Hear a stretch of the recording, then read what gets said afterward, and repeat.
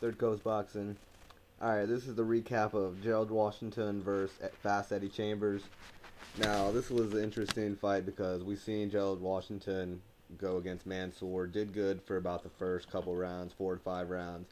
After that, it seemed old man Mansour was able to close the distance, beat him up a little, and had him pretty much skating around the ring, trying to survive. Same thing with Dominic Brazil, the guy that actually was losing to Mansour, but ended up stopping him, I think, because he broke Mansour's jaw. But Fast Eddie Chambers, he's older now, not as old as Amir, but 34 years old, and he hadn't, he's past his prime. I think his best days are well behind him, by at least a couple years. He hadn't fought anyone significant other than Thomas Adamic was his last significant fight, and that was in 2012. Before that, he's fought in quite a few top-ranked opponents, as well as champions. Derek Rossi, Vladimir Klitschko. He was in the fight, not like in it like competitive, but he like survived all 12 until like the very last 30 seconds when he got KO'd by Vladimir Klitschko in Germany. Alexander Dimitrenko, he actually beat him over 12 rounds in Germany. He has a win over Samuel Peter and another loss against Alexander Povetkin. And we all know Povetkin, how he's actually a legit champion, and he's scheduled to fight Wilder next in Russia. So Calvin Brock, a split decision win over Calvin Brock as well. So the competition for Fast Eddie Chambers has been, his resume is, stacked with names, but that was years ago. Like I said, his last significant, opponent was in 2012, and that was a loss to Thomas Adamic. And before that was another, actually a win over Rossi, but then another loss by knockout to Vladimir in 2010. So all these wins over Samuel Peter, 2009, Dimitrenko, 2009, the loss to Povetkin, that was, 2008, Calvin Brock win, 2007, so, he's 34, he's been around, he's a veteran, but he's well past his prime. I think he's not an active fighter where he punches a lot. The fight was kind of boring, to be honest, getting a lot of boos in the crowd, but that's to be expected with both their styles.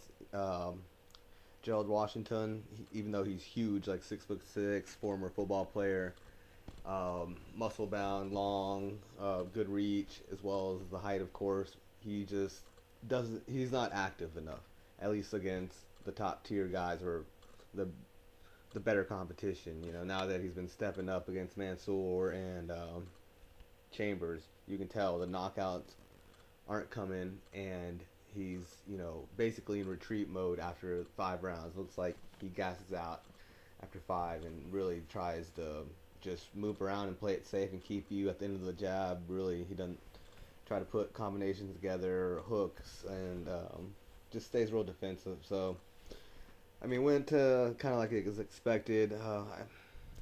Eddie Chambers doesn't have the power, even though at the end you can see he rallied. He tried putting a few power shots on him, try to get him out of there, kind of like a last hoorah, but he just lacks the power. He has the speed, but no punching power. As far as Washington, nothing impresses me yet. I would love to see Washington versus the Dominic Brazil guy, the guy that fought Amir Mansour.